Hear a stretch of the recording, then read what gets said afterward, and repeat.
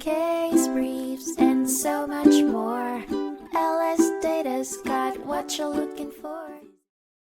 In 1897, the Supreme Court of the United States heard the case of Davis v. Massachusetts, which centered on the power of the state to enforce rules and regulations for the use of public property, specifically Boston Common. The plaintiff in the case argued that they had the right to use the public space without any control or regulations, particularly for preaching. However, the court disagreed, finding that Boston Common was public property dedicated to the use of the community, including preaching, and thus subject to control and regulation by the government and the city. The plaintiff failed to provide any reason for the ordinance in question or why it had been enforced against preaching since 1885, nor did they offer proof of any specific right to use the common beyond that of other citizens. The court ultimately concluded that the state had the authority to regulate the use of Boston Common and could limit its usage as deemed necessary.